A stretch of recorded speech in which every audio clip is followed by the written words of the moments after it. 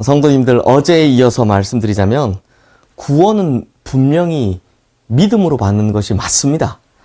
이것은 성경이 증명하는 확실한 진리입니다.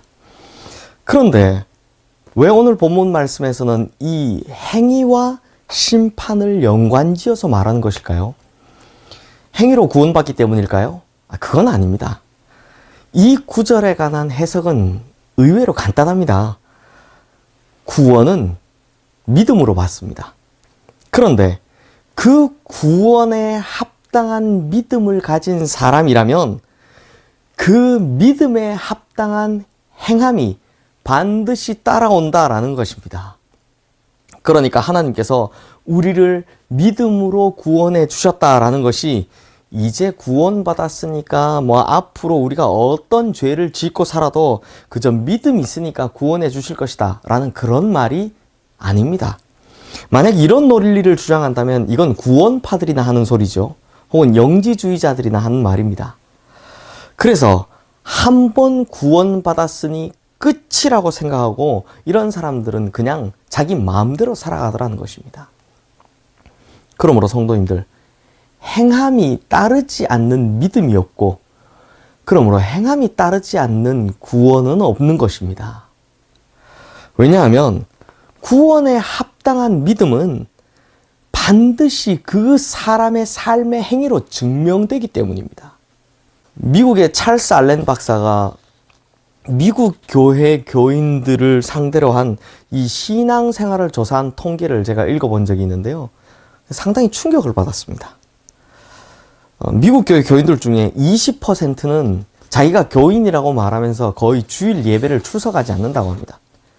그리고 25%는 일주일 동안 거의 기도를 하지 않는다고 합니다. 또 35%의 교인들은 거의 성경을 읽지 않는다라고 이야기합니다. 또 40%의 교인들은 교회를 다니면서 헌금을 거의 내지 않는다고 합니다. 또 75%의 교인들은 거의 교회에서 무슨 책임이나 직책을 맡지 않고 조용히 다니기를 원한다고 합니다. 그리고 85%의 교인들은 교회 다니면서 지금까지 한 번도 전도를 해본 경험이 없다라고 합니다.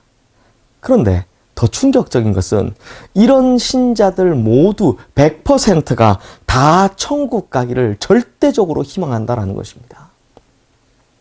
성도님들, 우리가 구원을 받으려고 믿음의 행위를 더해야 합니까?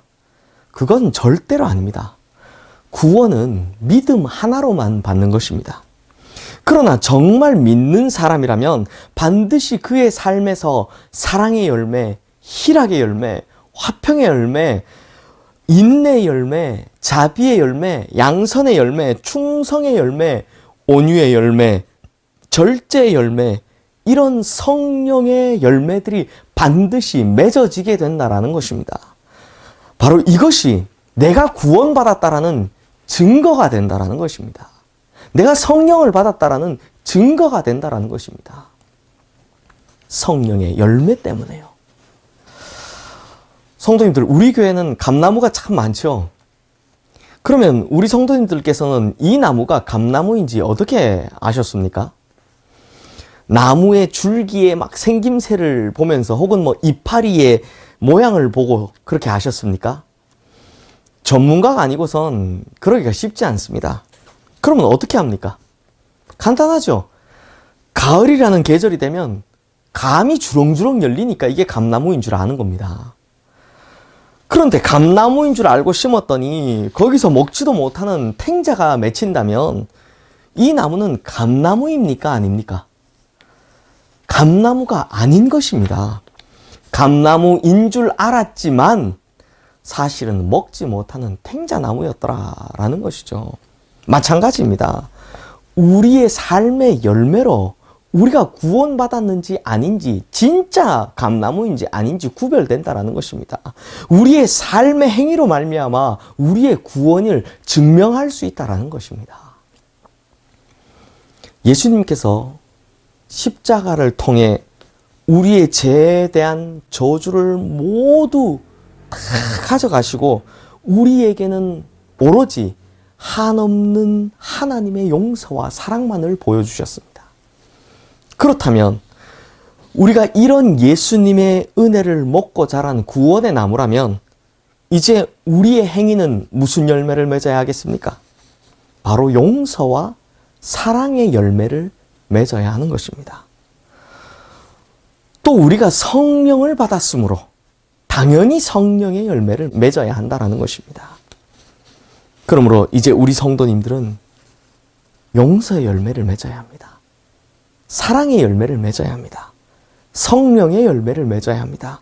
왜냐하면 우리는 진짜로 구원받은 사람들이기 때문입니다.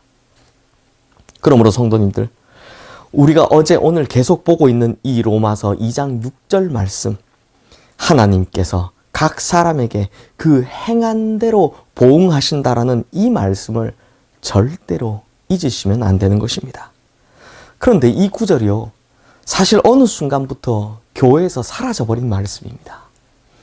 우리는 개혁교회인데, 우리는 종교개혁의 후예들인데, 오직 성경으로 솔라 스크립투라라는 이 종교개혁의 5대 강령 중 가장 기본이 되고 가장 기틀이 되고 가장 핵심이 되는 이것을 잊어버리고 어느 순간부터 교회에서 다루지 않는 성경 말씀이 되어버렸다는 것입니다.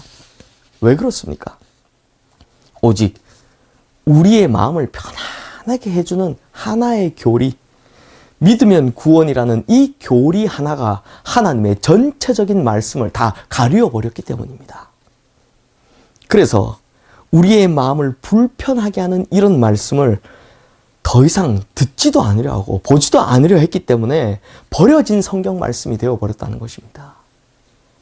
즉 개혁교회가 무시해버린 하나님의 말씀, 즉 종교개혁의 후예들이 치워버린 성경 말씀이라는 것입니다.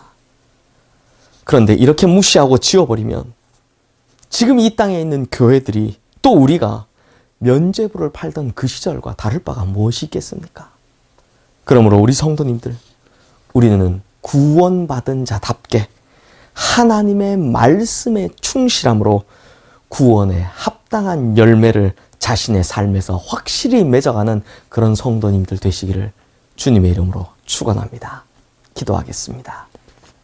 하나님 아버지, 우리가 하나님의 말씀 중에 우리 편한 말씀만 들으려 했고 우리가 마음 편하게 생각하는 말씀만 보려고 했었습니다.